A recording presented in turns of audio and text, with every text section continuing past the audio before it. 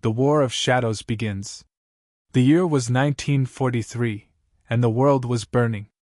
Europe lay under the iron heel of the Third Reich, and Hitler's forces stretched from the Atlantic coast of France to the ruins of Stalingrad. Yet deep within London's grey streets, beneath layers of cigarette smoke and secrecy, a different kind of battle was beginning, a battle not fought with bullets or tanks, but with illusion, deception, and imagination. The Allies knew that to win the war, they would have to return to continental Europe. They had already driven the Germans out of North Africa, and plans were being made for an invasion of Nazi-occupied France. But everyone knew one thing: if Hitler guessed where they would land, the invasion would fail before it began. The real invasion, Operation Overlord, was set to take place in Normandy. Yet that area, while heavily defended, was not the most obvious point on the map. Hitler and his generals expected an attack across the Pas de Calais, the narrowest point between England and France. The Allies saw an opportunity in that assumption. If they could convince Hitler that Calais was the true invasion point, they could divert his armies away from Normandy and save tens of thousands of lives. Thus was born Operation Fortitude, one of the most daring and creative deception campaigns in military history. In a nondescript London building known only by its code, a small group of officers gathered around a long wooden table. On that table lay maps of Europe, photographs of coastal defenses, and sketches of fake army units. Colonel John Bevan, head of the London Controlling Section, LCS, looked at his team and said quietly, "Gentlemen, if we can make Hitler believe an army exists, we can make him move his real army where we want it." At first, the idea sounded impossible. How could one make an entire army appear real without actually existing? But the British had already learned that in war, perception mattered more than reality. They had done it before, most famously with Operation Mincemeat, the deception using a corpse to fool the Germans about the invasion of Sicily. Now they would do it again, but on a far grander scale. Operation Fortitude would have two main parts. Fortitude North, designed to convince the Germans that the Allies would invade Norway. Fortitude South, designed to make Hitler believe the invasion of France would come at Calais. Both operations required a careful mix of fake radio transmissions, dummy tanks and aircraft, false intelligence leaks, and even imaginary generals. The mastermind behind much of this would be a man named Brigadier Dudley Clark, a pioneer of military deception. Clark understood that an effective lie needed three elements: credibility, consistency, and detail. "A lie," he once wrote, "must be clothed in the skin of truth." To make the deception believable, the Allies decided to create an entire fictional army, complete with insignias, vehicles, supply chains, and even a commander famous enough to make it all seem real. That commander would be none other than General George S. Patton, the hard-charging, foul-mouthed American general who had led U.S. forces to victory in North Africa. Patton was both admired and feared, even by the Germans. He had recently been removed from command after slapping a soldier in Sicily, but the Germans didn't know how severe the punishment was. To them, Patton was still America's fiercest general, the perfect choice to lead an imaginary invasion. And so, the first U.S. Army Group, Fusag, was born, an army that existed only on paper, in rumor, and in radio waves. From the skies above England, reconnaissance planes would soon see hundreds of tanks, trucks, and aircraft being assembled across southeastern England, except that none of them worked. They were inflatable decoys, made of rubber and canvas, so realistic that from a distance, even trained pilots couldn't tell the difference. The Ghost Army, as it would later be called, began to take shape. But to make the illusion convincing, they needed more than props. They needed stories, rumors spread through spies, coded messages sent by accident, and even fake letters home from soldiers who didn't exist. MI5, Britain's counterintelligence agency, had already turned many German spies into double agents. Among them was Juan Pujol Garcia, known to the Allies as Garbo. He had spent years feeding Berlin a carefully constructed web of lies mixed with just enough truth to build credibility. Now Garbo became a key figure in Operation Fortitude. Through him, the Allies could feed Hitler exactly the information they wanted him to believe. In the shadows, Fortitude began to move. In radio rooms across southern England, operators began sending streams of coded chatter.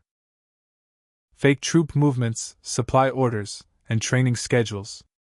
Each message was carefully timed to match what the Germans might expect from a real army preparing to invade Calais.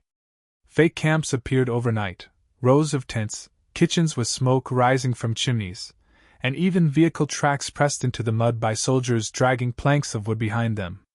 At night, powerful lights simulated the glow of an active base. The deception was so elaborate that even British civilians living nearby believed there were thousands of soldiers stationed there. Meanwhile, in Berlin, German intelligence analysts began to piece together fragments of reports from their spies and aerial photographs. They saw the buildup of forces near Dover and the Thames estuary and noted the activity of American divisions that, in reality, were already moving toward Normandy. Everything pointed to one conclusion: the invasion would come at Calais. By early 1944, the deception had grown into a living organism. It had its own paperwork, its own officers, many of whom were actors, and its own network of radio frequencies. Even the British War Office issued fake press releases about Patton's new command. Patton himself played along brilliantly. He made public appearances inspecting fake troops, giving rousing speeches, and being photographed with officers who didn't exist. To anyone watching, he seemed to be preparing for the greatest invasion in history. And in a way, he was just not the one he would actually lead. One of the most remarkable aspects of Fortitude was how it combined every tool of deception, psychological, technological, and theatrical, into one seamless illusion. Artists from the Royal Engineers designed fake tanks and airplanes so detailed that they cast realistic shadows when photographed. Sound engineers created massive speakers that played recordings of engines revving, troops marching, and tanks clanking across fields. Even truck drivers were told to drive in circles at night to simulate convoys moving toward embarkation points. Each piece of the illusion fed into the next, and together they formed a story so complete that even skeptical minds would struggle to deny it. In May 1944, as the real invasion of Normandy approached, the Allies intensified their deception. Double agents reported that Patton's army, Fusag, was fully assembled and waiting for orders to cross at Calais once the weather cleared. Hitler, desperate to predict the invasion site, demanded updates daily. When his intelligence officers presented him with Garbo's reports, aerial photos of fake equipment, and radio intercepts, he made his decision. Calais, he said. That's where they will strike. And so the fate of D-Day was sealed, not on the beaches of Normandy, but in the minds of men deceived by a ghost. As June approached, the soldiers of the real invasion force waited nervously in southern England. They had no idea that a phantom army was fighting for them, not with rifles, but with lies. Far above, reconnaissance planes circled over Dover, taking photographs that would soon appear on Hitler's desk. Below, inflatable tanks glistened in the rain, their rubber skins shimmering under gray skies. In the end, the men of Fortitude would never fire a shot. Yet their weapons, words, illusions, and shadows, would prove just as deadly as any bomb. The war of deception had begun. And in that war, truth itself became the battlefield. The first phase of Operation Fortitude had taken root. The seeds of deception were planted in the minds of Hitler's intelligence officers. But now came the most delicate part, nurturing the illusion until it became unshakable truth. In early 1944, London's war rooms buzzed with a quiet intensity. The Allied High Command, led by General Eisenhower, knew that D-Day, the largest amphibious invasion in history, depended entirely on whether the Germans believed in the Phantom Army being built across southern England. If they doubted it for even a moment, the real invasion at Normandy would be doomed. The architects of Fortitude understood that a lie, once told, had to be maintained with absolute precision. Any inconsistency could unravel months of planning. So they decided to build their fiction layer by layer, until even the smallest details became convincing. In a field near Dover, dozens of British and American soldiers were assembling a strange army, an army made not of steel and iron, but of air and imagination. They worked in silence, pumping air into rubber tanks that swelled into life like beasts emerging from a swamp. Each dummy Sherman tank was meticulously painted to appear battle-worn, its surface brushed with dirt and grease. From above, they looked identical to the real thing. Next came artillery pieces, made of wooden frames wrapped in canvas, and fake aircraft, their wings stretched over lightweight scaffolding. Rows of decoy landing craft lined the coast, each one designed to trick German reconnaissance planes into believing an invasion fleet was massing in the channel. But the deception didn't stop there. Every aspect of a real army's life was mimicked, down to the smallest, most mundane details. Cooks lit fires in mess tents, filling the air with the smell of stew. Laundry hung on clotheslines, swaying in the wind. Soldiers were instructed to leave tire tracks in the mud and footprints in the sand. At night, campfires flickered, trucks rumbled, and powerful lights gave the illusion of late-night activity. This was not just camouflage, it was theater. And the stage was all of southern England. To coordinate this massive illusion, the Allies created a network of specialists known as the Ruse Section. They were artists, engineers, sound technicians, and magicians in uniform. Their commander, Colonel Ralph Ingersoll, believed that the success of Fortitude depended on one key principle. Don't just make them see something. Make them believe it. Ingersoll's team worked closely with the 23rd Headquarters Special Troops, a secret U.S. unit later nicknamed the Ghost Army. These men were trained not to fight, but to deceive. They could build a fake division in a single night, complete with tanks, jeeps, radio chatter, and marching sounds. Using massive speakers, they broadcasted the rumble of engines and the clanking of armor across empty fields. From a distance, it sounded like thousands of men preparing for battle. Meanwhile, in London, the double agents went to work.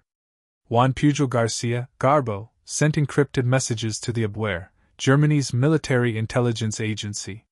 His reports spoke of troop movements, new supply chains, and massive stockpiles of weapons near Dover.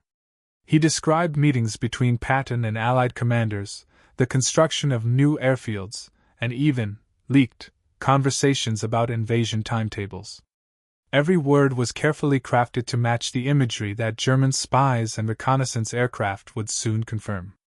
If the Germans saw tanks near Dover, Garbo reported the same thing in his messages, creating a perfect feedback loop that reinforced the deception.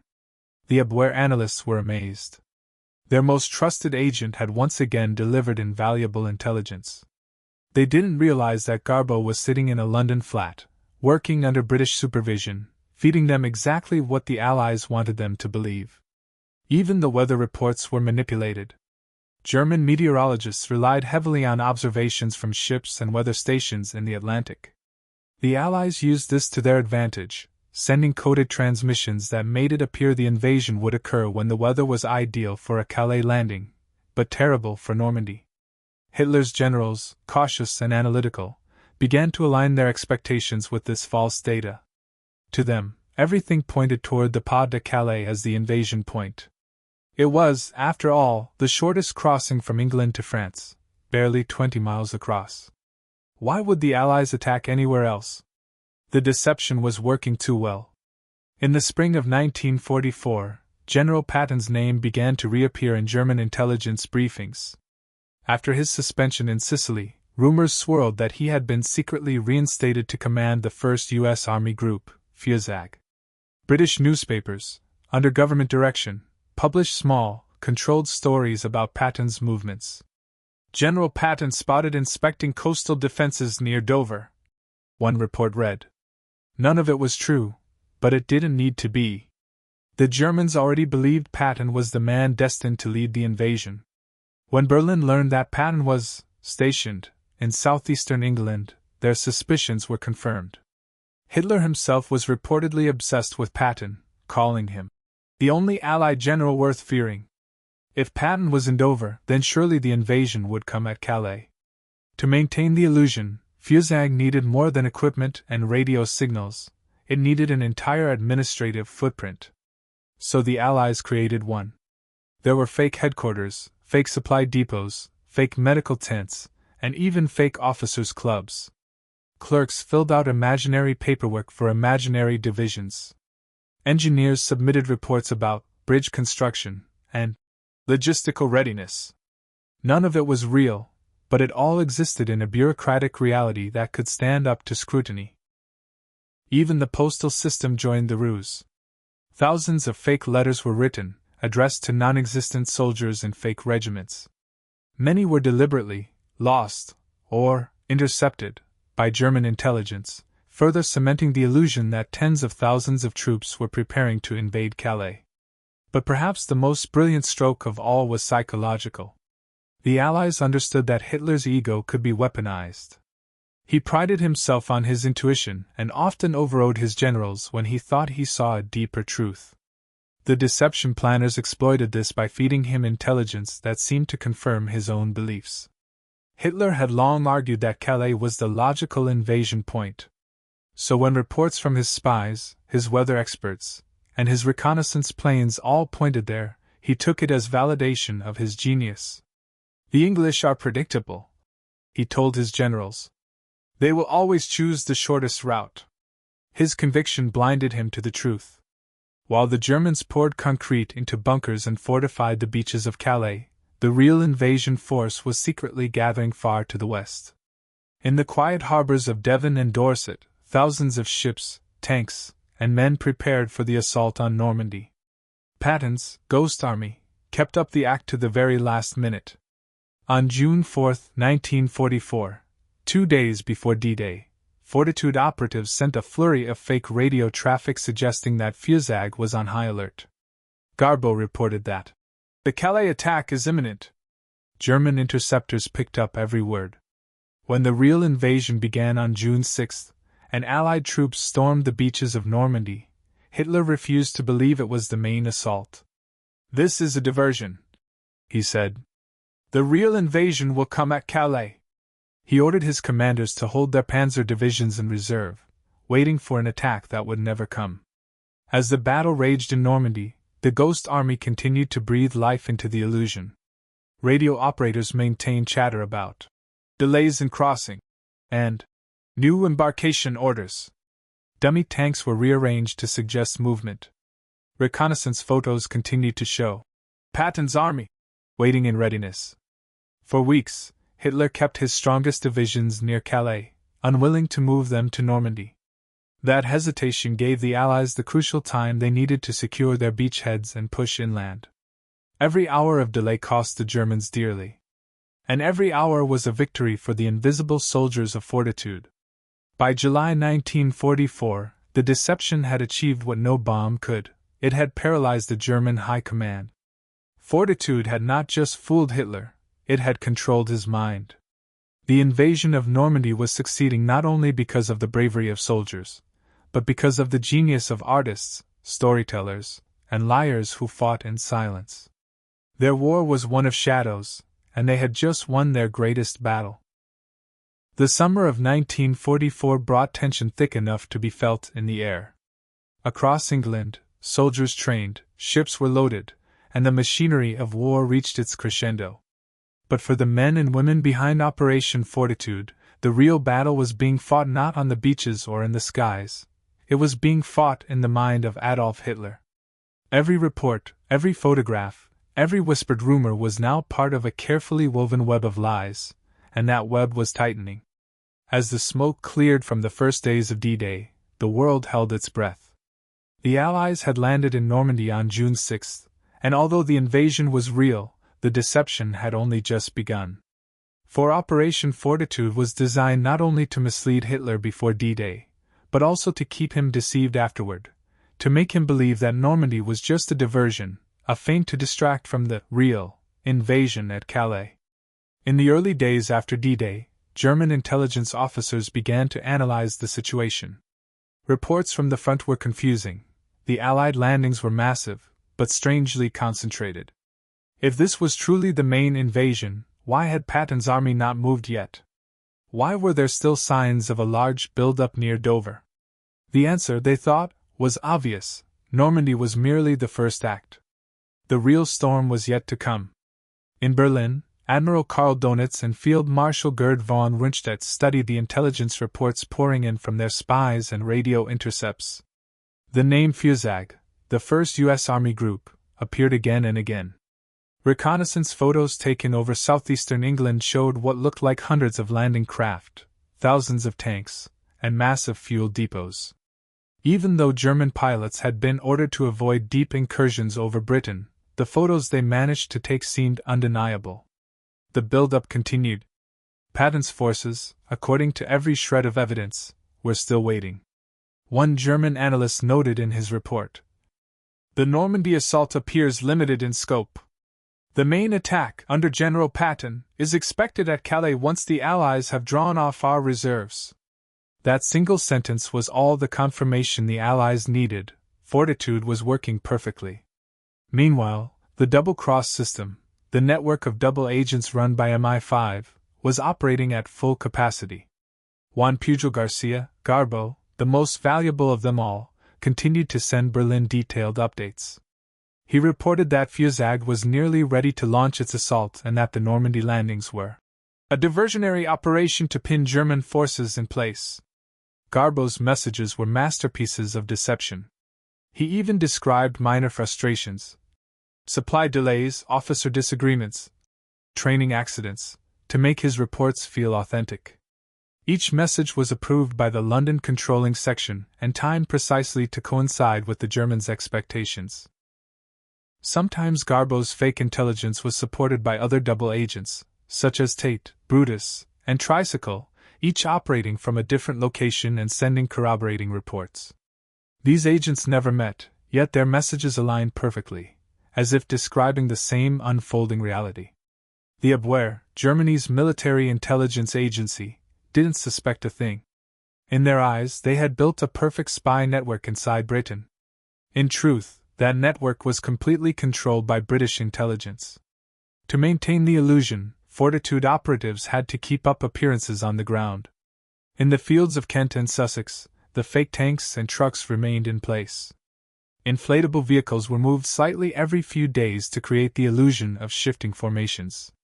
Soldiers of the 23rd Headquarters Special Troops, the Ghost Army, broadcasted radio messages that mimicked the chatter of entire divisions. Sound engineers played the roars of engines and the clatter of armor through loudspeakers at night. To any observer, or microphone hidden nearby, it would seem that Patton's forces were preparing to move at any moment. Even civilian traffic was used as part of the ruse. Convoys of trucks marked with fake insignia drove in endless loops around the countryside. Locals saw them passing by and spread rumors of massive troop movements. Word of mouth, too, became a weapon. Every small detail was a thread in the web. And the web was closing around the enemy's mind. While the deception played out across England, the situation in Normandy grew increasingly desperate. German field commanders, especially Erwin Rommel, the famed Desert Fox, pleaded for reinforcements. "If we do not strike them now," he warned, "they will push inland, and it will be too late." But his requests were denied. High command in Berlin insisted that the Normandy landings were a distraction. Rommel was told that the main Allied invasion would come at Calais, and that to move their panzer divisions prematurely would be to fall into the enemy's trap. Thus, while Allied soldiers fought and died on the beaches of Normandy, entire German armored divisions sat idle in northern France, waiting for ghosts. The web of lies had trapped them completely. Back in London, the men and women of the deception teams watched the reports come in. Each intercepted German message confirmed their success. Hitler's generals were convinced that Patton was preparing a second invasion. Fortitude operatives responded by amplifying the illusion further. Garbo sent a message claiming that the invasion had been delayed due to adverse weather and logistical complications. Another double agent reported that Patton has received orders to wait for the right moment to strike. These messages arrived just as the Germans were beginning to doubt themselves. The timing was perfect. To make the deception even more believable, the Allies allowed small amounts of real information to slip through, deliberate leaks about Normandy's progress, mixed with false claims that reinforcements were still gathering near Dover. To the German analysts, This combination of truth and fiction made everything seem even more authentic. As July began, the situation on the ground shifted dramatically. The Allies had broken through the beaches and begun their push inland. Cities like Caen and St. Lo became fierce battlegrounds. Yet even as the German lines began to crumble, Hitler refused to move his panzer divisions from Calais. He believed, with absolute certainty, that Patton's army was still coming. Even when Allied bombers began attacking Calais directly, an intentional move by Fortitude planners to reinforce the illusion, Hitler took it as proof. "They are softening the defenses for the main assault," he said. The irony was almost poetic. Every piece of evidence that could have revealed the truth only strengthened the lie. Behind the scenes, the deception teams were exhausted. For months, they had maintained an intricate dance of lies, coordinating fake radio traffic, controlling agents, and manufacturing false reports. Any mistake could have exposed the entire operation. But their work was paying off. By mid-July, the Germans still believed that the Calais invasion was imminent. They estimated that 75 Allied divisions were still in England, waiting to cross. In reality, nearly all of them were already fighting in Normandy. The British codebreakers at Bletchley Park, who intercepted German communications, confirmed it. Even after 6 weeks of fierce fighting, the German High Command had not shifted its focus away from Calais. One decrypted message from Hitler's headquarters read, "The Calais forces must remain in position. The main enemy thrust has yet to occur." It was the ultimate validation of Fortitude's success. Meanwhile, General George S. Patton himself had returned to action, not with Fusag, but commanding the U.S. Third Army in Normandy. The irony was delicious. The man whose name had been used to command an imaginary army was now leading a real one, tearing through France. But even his real movements became part of the deception. When German intelligence intercepted reports of Patton's activity, they assumed it was part of a trick. "Patton is pretending to be in Normandy," one analyst wrote. "But his true command remains in England." Thus, the ghost of Patton haunted the Germans long after he had left England's shores. By August 1944, the success of Fortitude was absolute.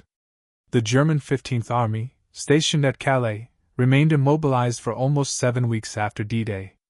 During that time, the Allies liberated Paris, crossed the Seine, and began the drive toward Germany itself. Even as their empire collapsed, Hitler and his generals clung to the illusion they had built from Allied lies. The Ghost Army had not just fooled them, it had shaped their decisions, dictated their strategy, and sealed their fate. The web of deception had become a cage, and the German war machine was trapped inside it. In the quiet offices of the London Controlling Section, Colonel Bevan and his team finally allowed themselves to exhale. They had done what seemed impossible. Through lies, imagination, and perfect coordination, they had changed the course of the war. As one officer later wrote in his report, "We won not by force, but by faith, faith in a fiction so strong that even the enemy prayed it was true." As the summer of 1944 blazed across Europe, the shadow war of deception reached its height.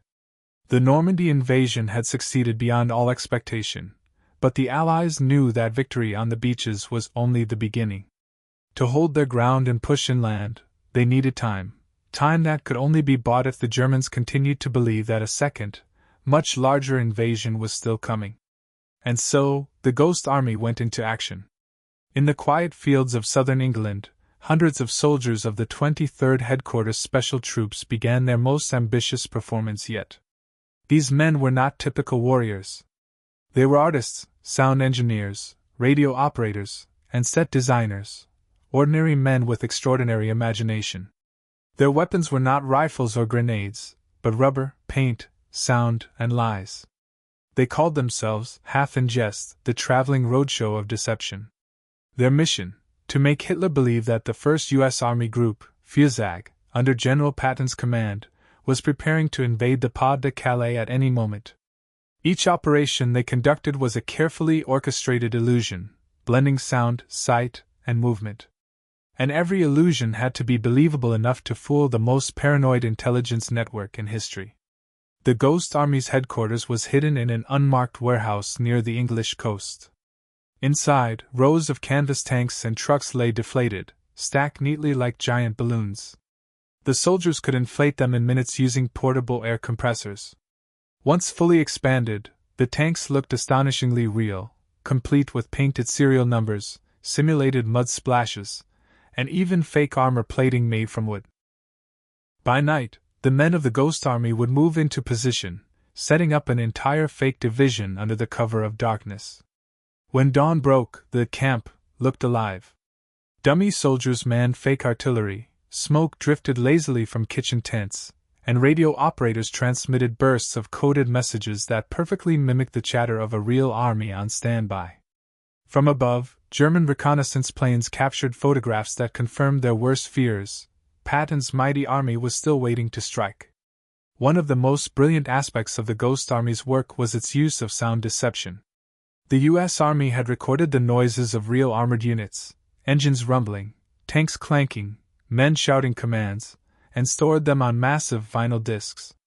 The recordings were then played back through powerful speakers mounted on trucks. When the system was fully operational, the sound of an entire armored division could be projected over 15 miles away. To any enemy listening, it sounded as though thousands of vehicles were on the move. Soldiers laughed quietly as they watched their handiwork echo across the countryside. One sergeant later recalled, "We could make a whole army appear or disappear in a night. And no one ever saw the strings." As the real Allied divisions in Normandy fought to expand their foothold, the Ghost Army moved like phantoms across England. Every few nights, they packed up their decoys and relocated, simulating the movement of fusag divisions toward the coast. They created detailed maps of imaginary troop movements, false supply routes, and fake command posts. Even Allied airmen and naval officers who were not directly involved in Fortitude often believed the Ghost Army was real. The secrecy was absolute. Only a handful of top commanders, including Eisenhower and Montgomery, knew the full scope of the deception. Everyone else operated on a need-to-know basis. To maintain security, even the men of the Ghost Army were forbidden to speak of their work. They were told simply that their mission could save thousands of lives. And indeed it did.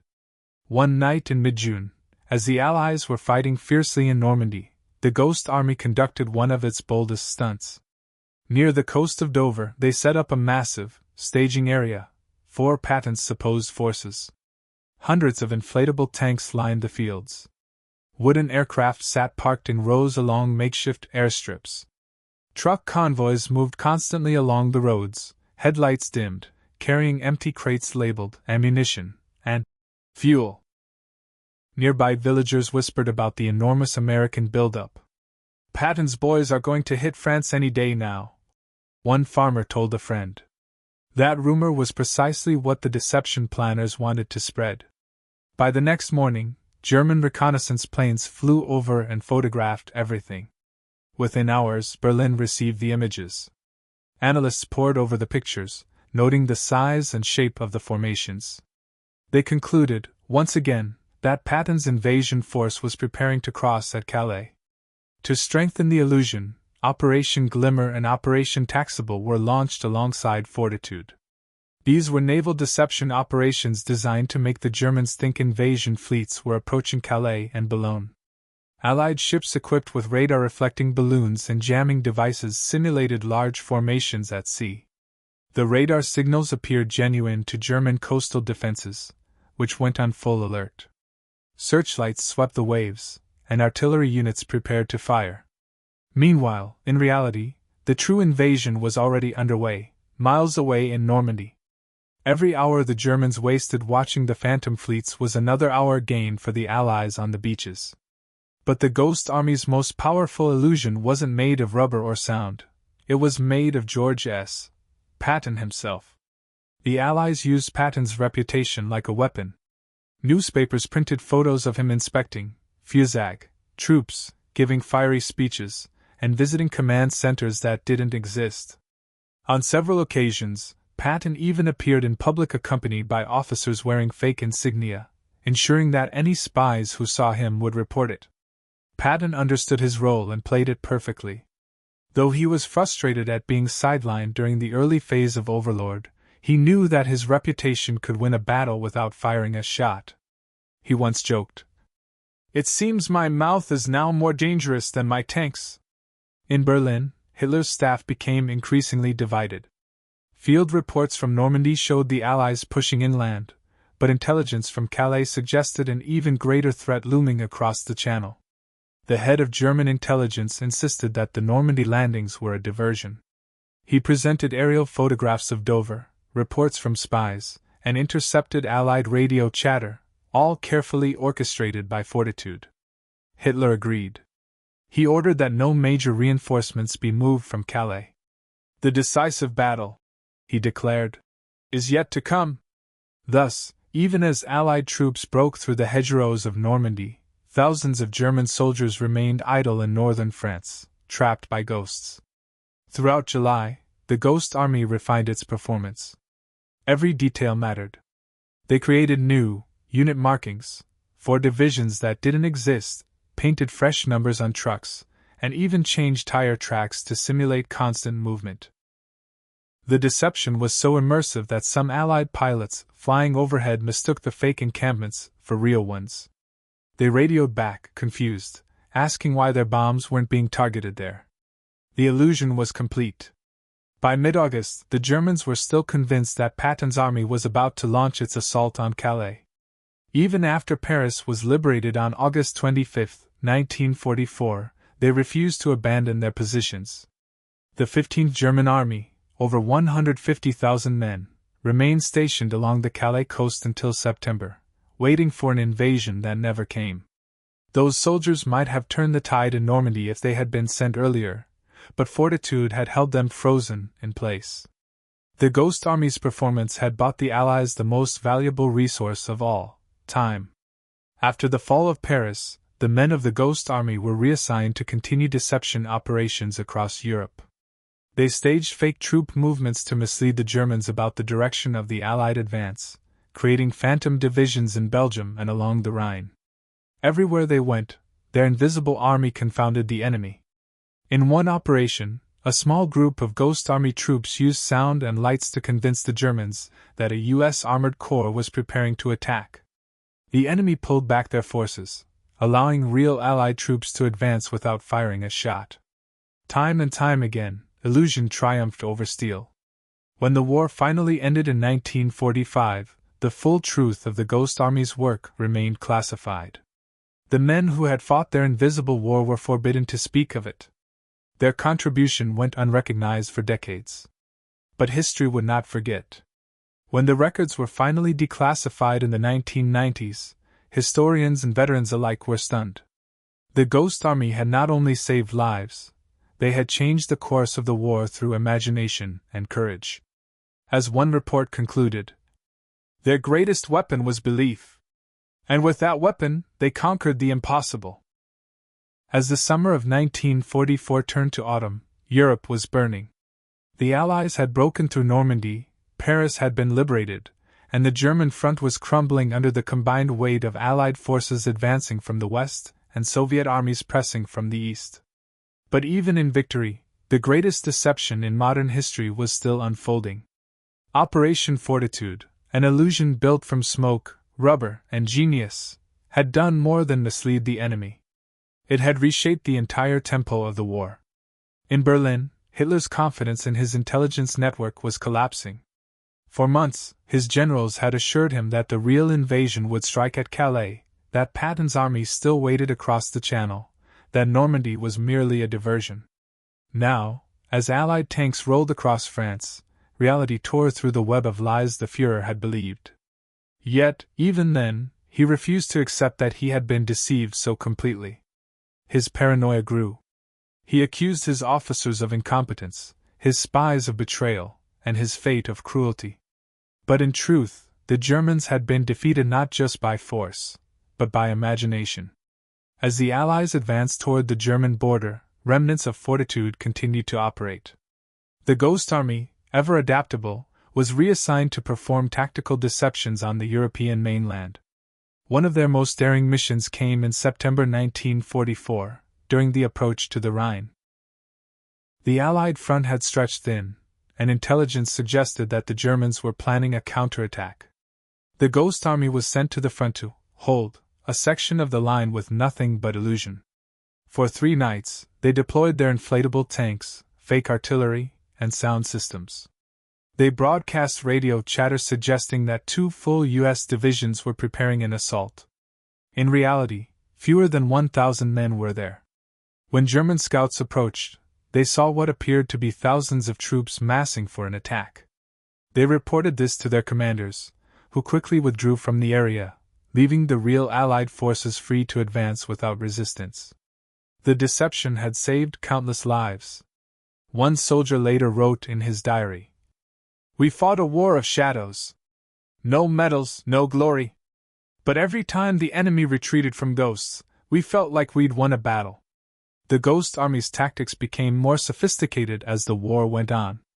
In Belgium, they built fake bridges, fake supply depots, even fake artillery positions made of painted canvas. They were masters of perspective, able to make a few dozen men look like thousands. They even used spoof radio transmissions, where skilled operators mimicked the voices and habits of real commanders. A German intelligence officer later admitted that the Allies' radio deception was so perfect, it made us blind. But not all deceptions went smoothly. During one operation near the Moselle River, German artillery unexpectedly began shelling a Ghost Army camp. The men scrambled to deflate their tanks and relocate. One soldier remembered the chaos vividly. "You can't imagine the sound. Bombs falling, tanks hissing as they deflated. It was like watching a circus tent collapse under fire." They escaped with minimal casualties, but the message was clear: even the ghosts could bleed. Still, they returned to their posts and continued their illusions. Their courage lay not in killing the enemy, but in standing close enough to death to make their lies believable. As winter came and the Battle of the Bulge erupted, the Ghost Army once again found itself at the heart of the deception war. The Germans had launched a desperate counteroffensive through the Ardennes, catching the Allies by surprise. In response, the Ghost Army staged fake reinforcements and command posts to make the enemy believe that Allied forces were regrouping faster than they actually were. Their illusions confused German reconnaissance and slowed enemy advances. Though small in number, these artists and engineers played a vital role in stabilizing the front. When Germany finally fell in May 1945, and the guns of Europe fell silent, the men of the Ghost Army packed away their canvas tanks for the last time. They left behind no monuments, no battlefields, no graves, only stories. The records of Operation Fortitude and the Ghost Army were classified for decades. The men returned home, blending into civilian life, unable to tell even their families what they had done. For nearly 50 years, their contributions remained a secret. It wasn't until the 1990s that their work was finally declassified. Historians and veterans uncovered an astonishing truth: these artists, designers, and sound engineers had saved tens of thousands of Allied soldiers through their deception operations. Without Fortitude, the Germans might have thrown their full strength into Normandy. The invasion could have failed. The war might have lasted months, perhaps years, longer. Their illusions had turned the tide of history. In 2013, the surviving members of the Ghost Army were awarded the Congressional Gold Medal for their service. During the ceremony, one veteran, Bernie Bluestein, spoke softly. "We weren't heroes in the usual sense.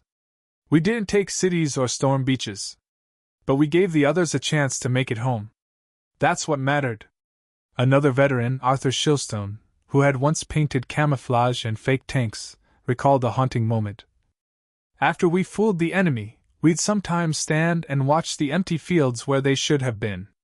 And we realized we were fighting with art, not hate." Today, Operation Fortitude is studied by military strategists around the world.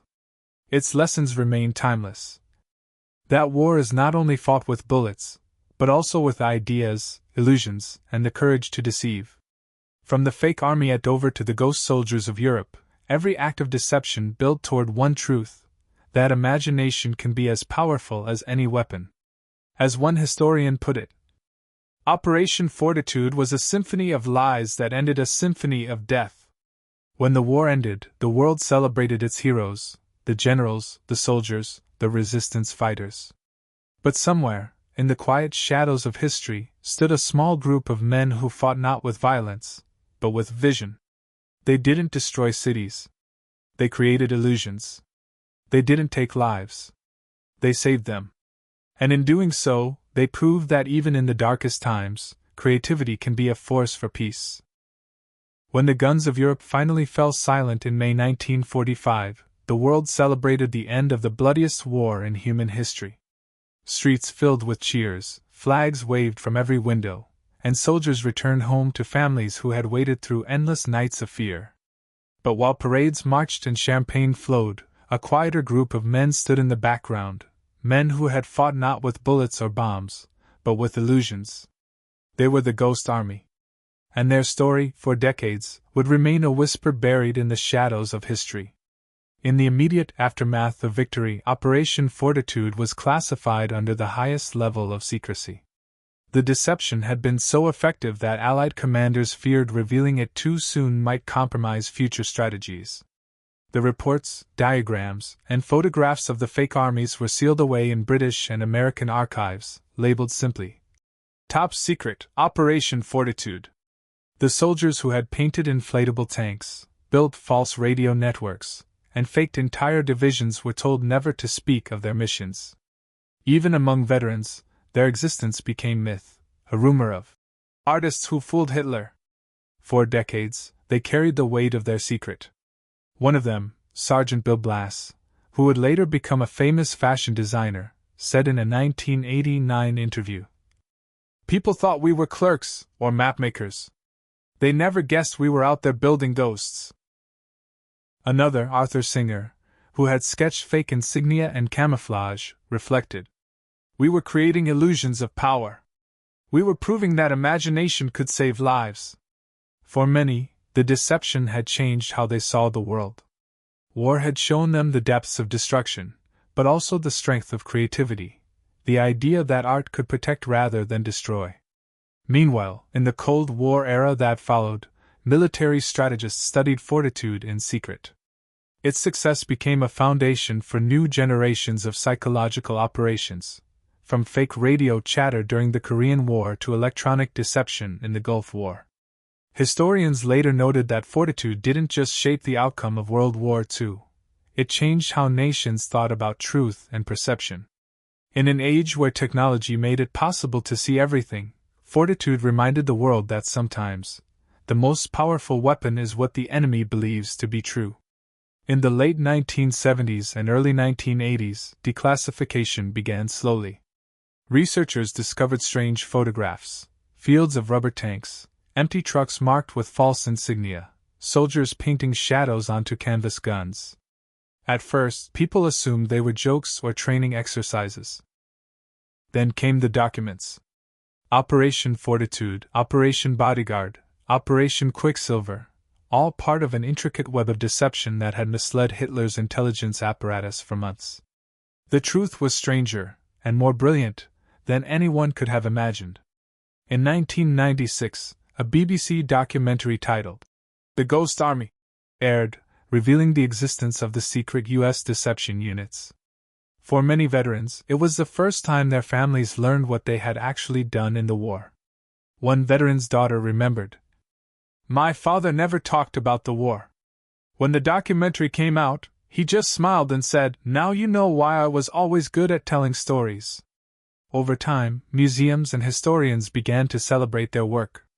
Exhibits opened in Washington, London, and Paris showcasing their artifacts, fake radio transmitters, sketches of inflatable vehicles, sound recordings of phantom divisions.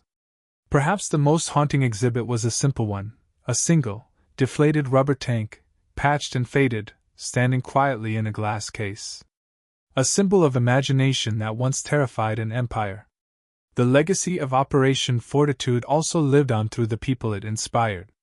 Artists studied it as proof that creativity could alter the course of history. Psychologists cited it as an example of how belief shapes reality. And soldiers admired it for its sheer bravery, because those men had risked their lives every time they pretended to be something they were not. One misstep, one German patrol too close, and their illusion would have ended in blood. In 2013, after nearly 70 years of silence, the surviving members of the Ghost Army were finally recognized with the U.S. Congressional Gold Medal. During the ceremony, held in Washington, D.C., a handful of elderly veterans stood before the cameras, some in wheelchairs, others leaning on canes. Behind them played the faint hum of wartime radio static, as if the ghosts of their past were still whispering. Major General Mark Milley, who spoke at the event, said, "The men of the Ghost Army remind us that wars are not only won by those who fire the guns, but also by those who think differently. Their courage lay not in destruction, but in deception, not in killing, but in saving." As the audience applauded, the veterans smiled humbly. Many of them hadn't seen each other in decades. Some wept quietly. For the first time, the world saw them not as tricksters or artists, but as heroes of a different kind.